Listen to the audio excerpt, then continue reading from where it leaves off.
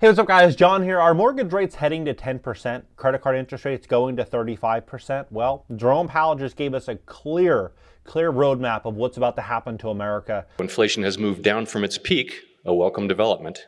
It remains too high. We are prepared to raise rates further if appropriate. And he's not giving us all the answers. If you connect the dots like I'm going to help you do in this video, you're going to see exactly what's going to happen to America, what's going to happen to consumers, what's going to happen to the housing market, what's going to happen as a whole that nobody else is talking about. I'm going to break it down clearly with verifiable facts. Please hit the like button. When you hit the like button, YouTube will share this content to educate other people about what's really going on. And if you want to fix your credit, you want to position yourself for the greatest wealth transfer of all time, we'd love to help you at my company, GreatCreditFast.com. That's GreatCreditFast.com.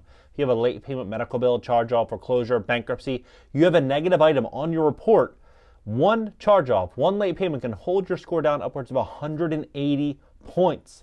180 points and can take 7 years to fall off. Don't let that happen to you. Go to GreatCreditFast.com so you can take advantage of this great wealth transfer we're in. Look at this. This is crazy times, crazy times. So Fed Chair Powell calls inflation too high and warns that we are prepared to raise rates further, right?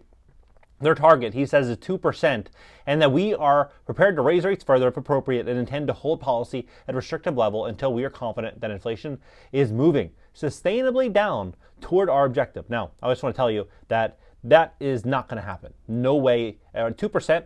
Many people would say inflation is 15, 20%. Many people would look at their bills, they go to the grocery store, they get one little bag of Whole Foods, they got some fruits, vegetables in there, $100, right? That was maybe $40 3 years ago, 4 years ago. Everything is through the roof, everything. Whether it be rent, utilities, car insurance, home insurance, everything is through the roof. So to get inflation to 2%, I don't see it happening, especially when we look at what they are doing right now, which is going to be completely transitioning us in our energy supply, which is going to be likely inflationary. If they throw these big numbers out there, how is that going to work? How? Shipping, distribution, everything is going to have to change, meaning costs are likely going to continue to rise, and those costs are going to be pushed forward on consumers.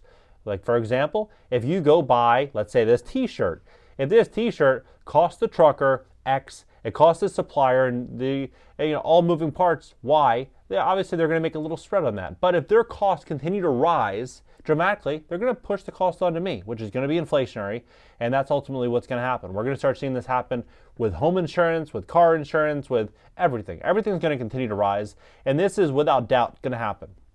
Whether we like it, don't like it, there's no way we're going back to a 2% inflation period. I think a lot of people should prepare for this, especially when we start to look at a couple of these other moving variables I'm going to share with you in a second.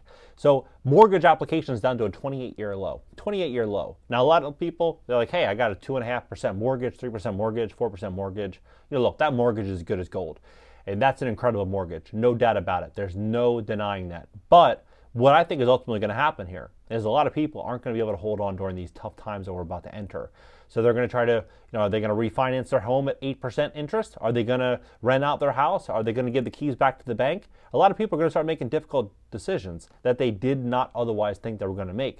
Interestingly enough, this came out about BRICS nations that I think is very relatable to the dollar and what's happening here. They are saying that 1 unit of BRICS currency will be $55 in U.S. currency. Right? They say it might have a substantial impact on the cost of imports for the United States, which is also seems pretty inflationary. So you're looking at all these trends, all of which point to a much more expensive world. And the BRICS, they just added 6 new countries today. So, it looks like this is what's going to happen. These memberships are also going to be taking place January 1st, 2024, about 3.5 months from now. This is pretty crazy times, right? Expansion will significantly speed up the de-dollarization, also inflationary.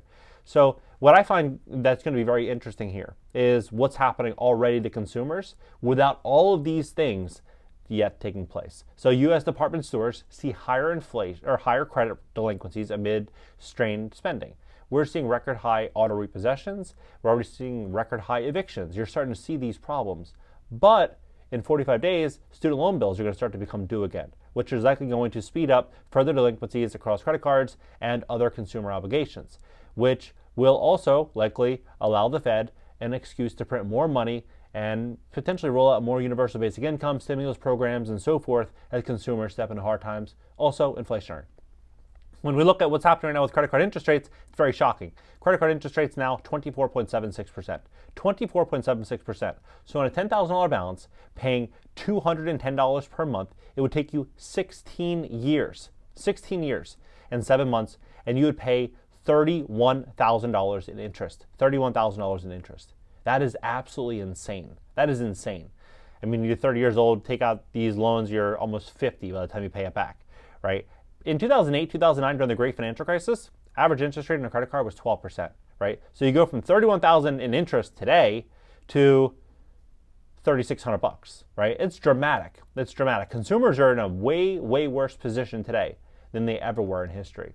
But there's one really big curveball that nobody has taken into consideration just yet. People are kind of, wondering what might happen next. This black swan event. I mean, look at this. 3 hours ago, right? But look at this headline to me is of utmost concern. It says 7 hours ago, Reuters, nearly 2 million people, right? 2 million people passed, followed the end of these curves, right? Studies shows. So what are they saying? They're saying that it was a big mistake ending them, right? Obviously, they're saying it's a big mistake ending them. And then you start to look at these headlines and you're saying, you know what? Is this going to come back? Are we going to walk back into this problem?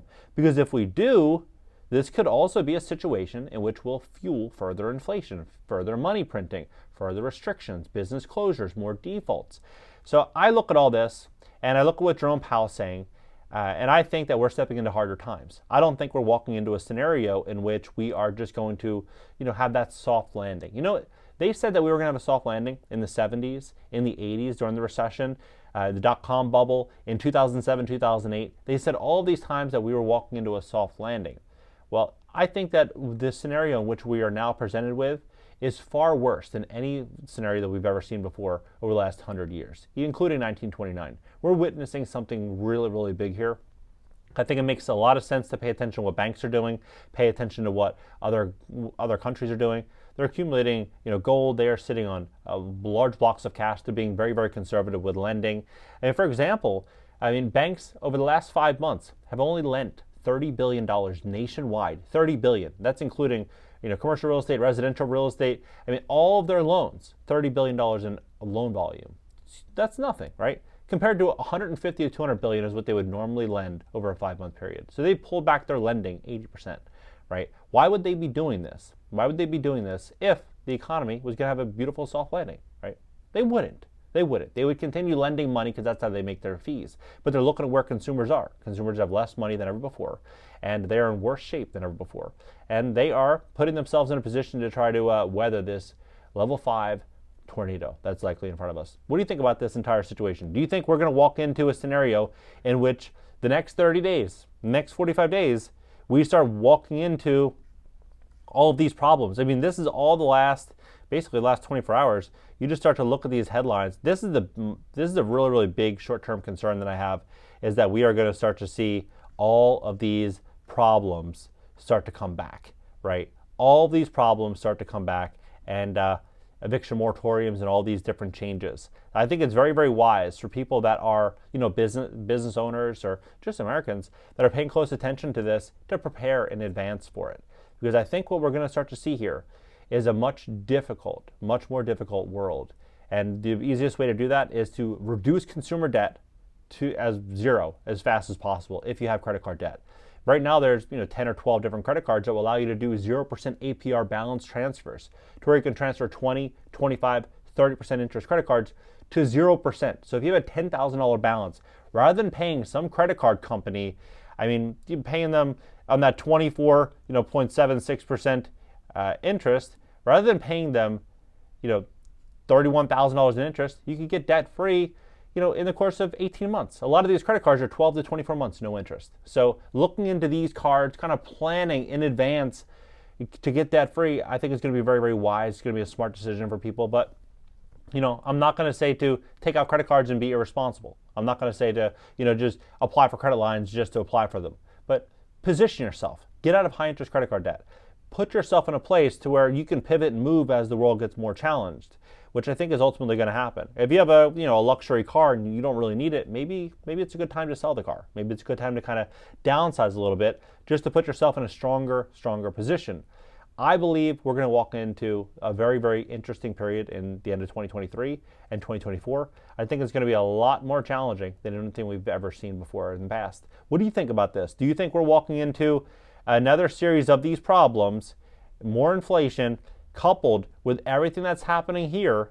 I mean, these huge numbers and a de-dollarization that's likely going to continue to occur. Drop below, hit the like button, add me on IG, and if you want to fix your credit, you want to position yourself for the greatest wealth transfer of all time, we'd love to help you at greatcreditfast.com. When you apply for loans and credit cards, even balance transfer cards, if you have a credit score below 730, 740, the odds of getting approved are basically zero. And getting denied for a credit card is a hard inquiry. It might drop your score 5 points. So only apply for cards you're going to get approved for. If you need help fixing your credit, we'd love to help you at greatcreditfast.com. Drop below, hit the like button, add me on IG, and I'll catch you in the next video.